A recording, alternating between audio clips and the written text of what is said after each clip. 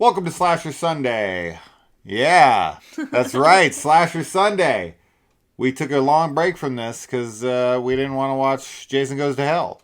Yeah. So we put it off. I was fine watching it. God, you were like, no, we're not watching it. I can't do it. I hate it so much. So we'll do it. We'll do it one day. Just not today. So finally, I got to show Kaylee one of my favorites, a film that does not get talked about anywhere near enough. It is currently streaming on HBO in shoebox format.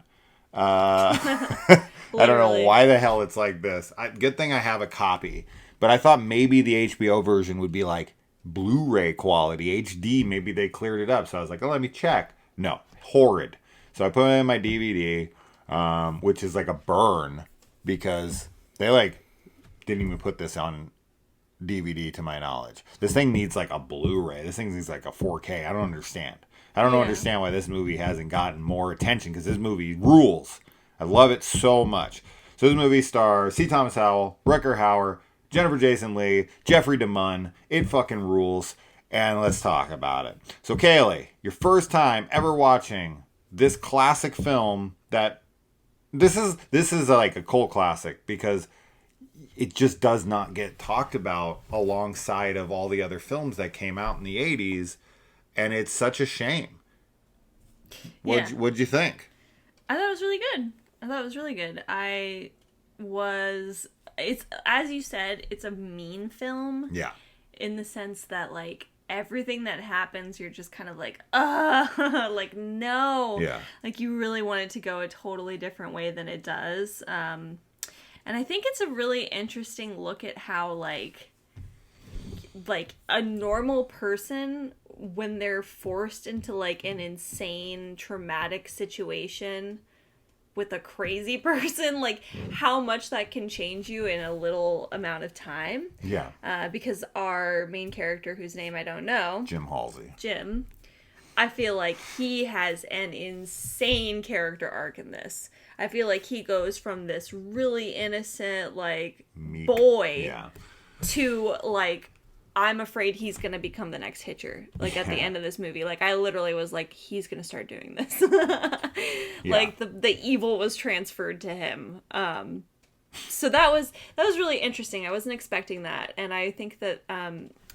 his character is just really interesting, and the dynamic between him and the Hitcher, John Ryder, is obviously what this whole film is about. Like, you know, there's others too, but, like, I just think that everything with them on screen together, it was so intense all the time. And I was getting reminded of, like you had said, Unhinged was definitely part of it. And then also... Candy Cane. Yeah, Joyride. Joyride. So any movie, really, where there's, like, somebody antagonizing you in a car, like, but Duel. This movie does it really well. I don't know if this is, like, the first movie to do it, necessarily, but I think that this is, like, maybe, like, the top, you know, the cream of the crop as far as that subgenre goes. Yeah. Duel by Steven Spielberg is great. You need to check that out at some point. It's basically like Jaws, but with a truck. Obviously Unhinged, which you mentioned, which is also fantastic. Joyride, like you said, the Joyride trilogy. There's definitely a decent amount of these, like, being chased in a car. There's another movie. Sorry. No. Yeah, there's another movie we watched recently that was a 90s thriller.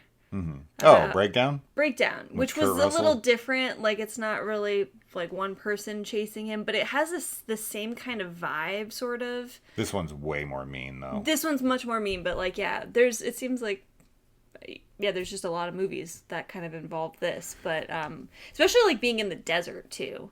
And I haven't read all of Desperation, but I've read, like, the first, like, couple chapters, and I also was thinking of that during this, just because of, like, literally, like, the first chapter, I think. What I've always loved about this movie is just how dark and ballsy it is. Like, John Ryder is a complete psychopath. And I think he gets that name from being like a John Doe who is like his thing is to ride around with people. Yeah. So he's just like a John Doe rider. But whatever. He has no motive. And typically with guys like this who have that kind of like killer, no motive, they are usually voiceless and a lot of the times faceless. Yeah. And with this, it's like Rutger Hauer, while he does speak, or John Ryder, while he does speak in the movie, and I love everything that he says in this, his performance is not in all so much what he says, but just how he looks. Yeah. He loves to antagonize people. And there's something about Jim Halsey that just gets him, right? He gets in the car with the guy with the bug. He rides in front of him. That guy probably doesn't thrill him. He cuts his arms and his legs and his head off. Right, which I'm still like, how does he do that? And so he then gets in Jim's car, and I think he's just looking for someone to... I think this is like his last hurrah. I think he's suicidal. Yeah. I think he intends to die. And he just wants to find one last thrill. And he's looking for the right person to do it with. And Jim is the one who bests him. Yeah. And when he pushes him out of the car, fuck you, buddy. Yeah. He like smiles like I found my guy. Yeah. And now I'm just going to ruin his fucking life. I agree that he is like suicidal and is like, I'm just going to push it as far as I can. I also, and I don't know if this is accurate at all. This could just be me because I have like a fucked up brain. I have a feeling you're going to say something I was going to just say. I feel like they have like not romantic, romance, but yeah. like it's a tension. Yeah. There's like a sexual thing going on. I don't think it's obviously from Jim to him, but I do think that John has that for him. Okay. Let's clarify here though, because I want to make sure that no one thinks that as far as I go, you can speak for yourself on this. I don't get anything that it's like he wants to have sex with him. It's like a coveted romance. It's like, you're mine and I want you. Yeah. It's like he wants, it's a romance, but it's like a sick, depraved romance that's not sexual in nature. The violence is the sex. Well, that's what I was gonna say. I don't think that it's like he doesn't want like a relationship or anything with him, but like there is that like the tension and like, yeah, as you said, like the violence is like the sexual aspect of it, but it's definitely there. Like there's a lot of undertones to it, and like it's in weird spots. Like obviously in the very beginning when he's like groping his dick, groping him, and like the guy's like, all right, I love birds. Like there's that whole thing, but that's like, okay, he's doing that so they can like get by while he's like threatening him. But then just even up until like the very end of the film when he like spits on him and he's like, his reaction to that, like, I was like, what is that reaction? Because he's like happy about it. He's into him. He's into it, and that makes it interesting. I read that scene like it almost feels like a mentorship. Yes. It's almost like he's pushing him to a breaking point. And he wants him to get there. And when he sees that he's kind of completed it, that he's got him to a place to where in the beginning, he's like, I can't say that. And he's like very scared and very meek and he's running from him and he's crying and he's trying and he's very flabbergasted and but when he gets up in the truck, he's still kind of like begging. Yeah. And once Nash is killed, Jim just completely is broken. And when he stands up to him, I think that's when he's like, I completed my mission. He wanted to corrupt Jim. That's like his whole thing. And that's also part of the like sexuality that I think you feel, because that's very much like a dynamic that couples can have. of like, I'm the experienced one and I'm gonna like teach you. And that's also why I was like, I feel like he's gonna become the Hitcher in the end, because I don't know, because Jim's does remain up until the end, like, he's not a bad guy, but he pushes a bunch of boundaries. And like, as we were saying, like, there's no way that he could not be considered a criminal now, like, after everything that he does. Yeah. So there's, or, you know, he's crossed that line. Like, he was in the clear, he was like gonna get away with, you know, all the misunderstandings and everything, but then he,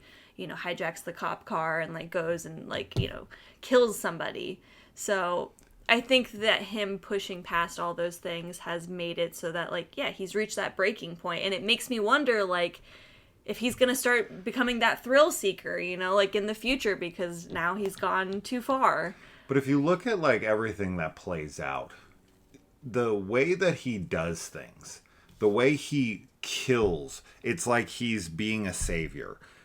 You know, he waits until Jim is locked up and then he breaks him out. He waits till these cops are going to kill him and saves him. He gives him presents, right? He like leaves these fingers in his food, like little treats for him.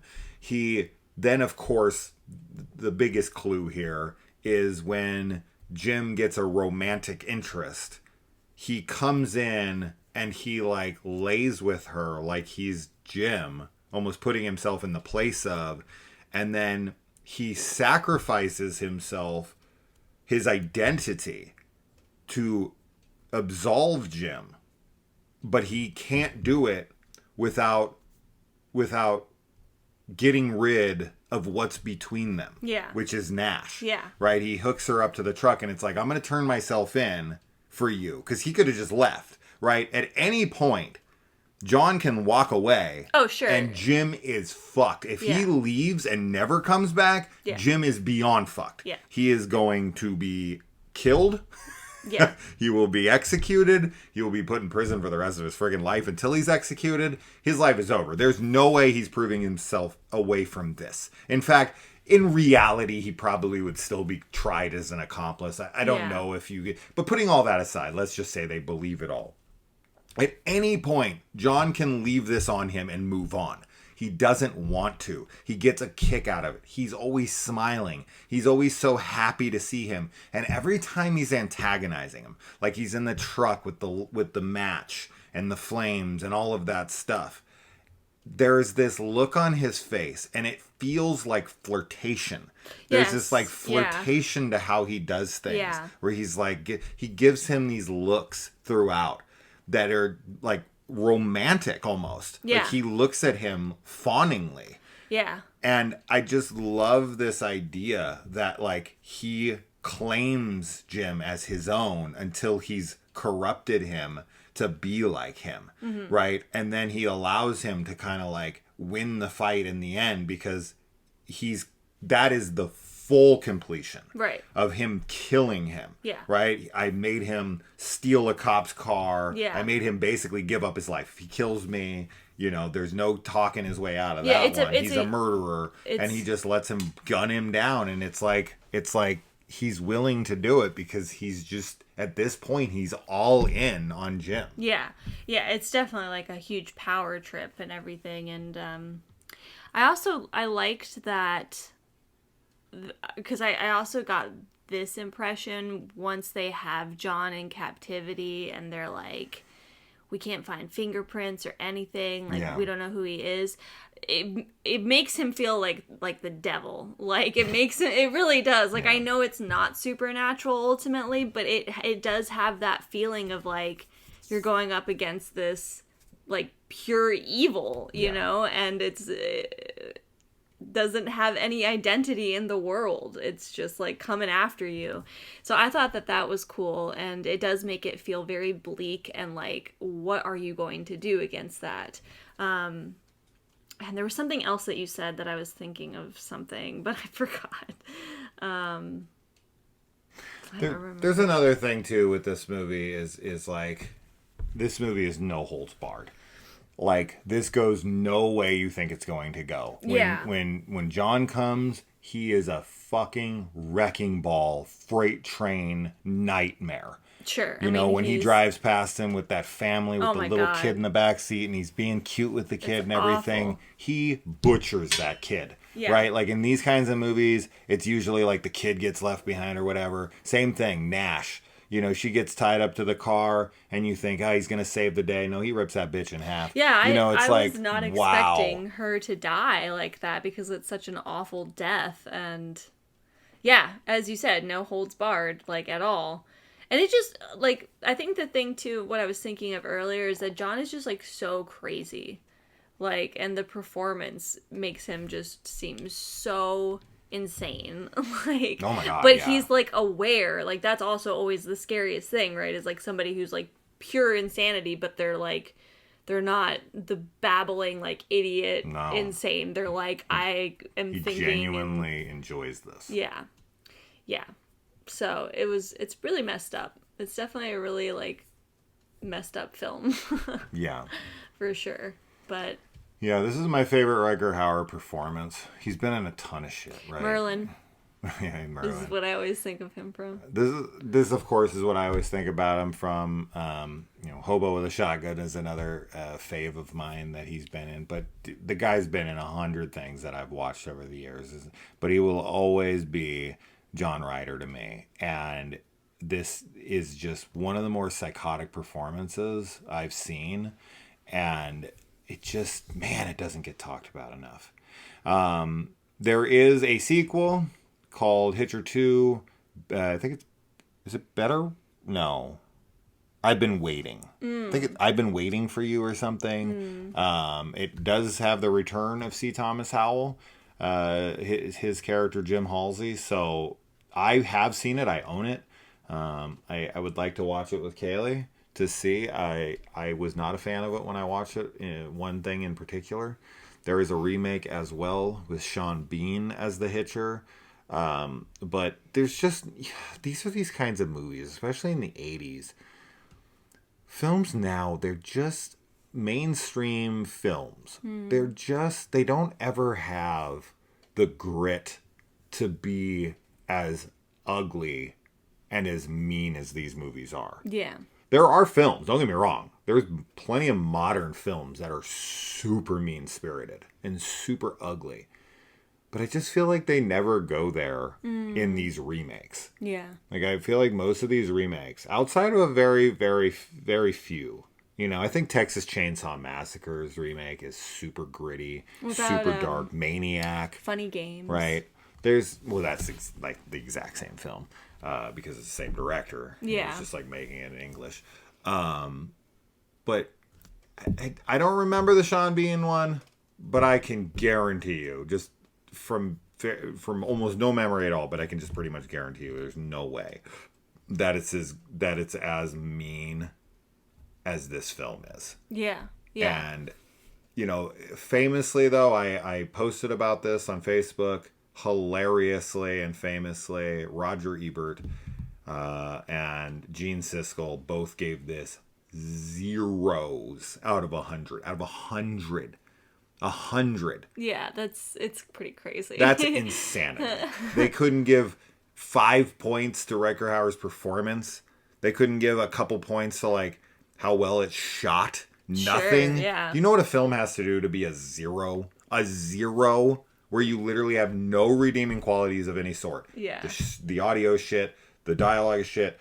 The everything is shit. Every single aspect of your film has to not work. Yeah. And I literally mean every single aspect for me to give it a zero. I've watched 7,000. I don't even know how many movies in my life. A lot. Yeah. Right? Fuck, maybe it's 10,000 for all I know. Honestly, I don't think I've seen but maybe like 5 or 10 zeros in my life. It's just, that's such an absurd claim. Zero. Yeah, it's a really dramatic score. Out of 100. Yeah. We're not talking out of 4. Right. We're not talking, zero is still zero regardless. But out of 100, that just gives you so much more wiggle room. Of course. To give it like a 2. Sure. A 5. Something. A 0 is insanity. Yeah. So anytime anybody gives a movie a 0, I just immediately don't take it seriously. No, it's like I think that's such an extreme. I mean, we hated Skinamarink. I wouldn't give that a 0. That's close. That's close to a 0 for me. I wouldn't give that a 0 at all. It's close to a 0 for me. The only thing that brings it above is that, like, it's experimental, tried something, and it was very effective for the audience. But for me, personally, it's close to a 0. Yeah, I still don't think I would give it a 0. Honestly, it might be a 0 for me. Honestly, it might be a 0 for me. Just because I literally hated every single aspect of it. I didn't like how there's nothing to look at. There's nothing to listen to. There's no story. There's no acting. There's no anything. It's just nothing to me. It's literally just like watching the TV. Like turning the TV off or on. It's the same thing to me. Like if the TV was off or if I was watching Skinamarink. That's why it's like close to, if not a 0 to me. Because I genuinely felt like I got nothing out of it. I felt like I got nothing out of it. So that's that. Anyway. Anything more? No. Jennifer Jason Leigh is a grade A babe, and I just love seeing her in anything in the 80s and the 90s. She is so beautiful. She doesn't get a ton of screen time in this. I always remember Nash in this, but her character does accept Jim a little too quickly. Yeah, she's like willing to throw her life away for him, and it's like all she did was like make him a burger. But right? I feel like I agree, because that was like one thing I noticed, and I was like, but then when I thought about it, I was like, well, she's like in this small town, and she works with her family, and like she's just a small town girl. Yeah. And there's this handsome, like, outlaw basically. Yeah. So I think it is fine for like a young girl to be. I mean, it's not fine. You probably shouldn't do that. No, it's not fine. But I mean, I think it makes sense that a young girl would like naively be like, I'm going to help you at the expense of everything. But he watches that whole thing go down when she saves his life. Yeah. And it's almost like he holds a grudge. It's like, oh, sure. Like he was supposed to die there. Or like he was supposed to be the one to come in and like. Sure. I was thinking that too, but he was going to let him kill him. He had a gun up on the dash though. He did. So it could have been the gun on the dash or the gun with Nash. Yeah. Boy. All right. Adios, guys. Bye.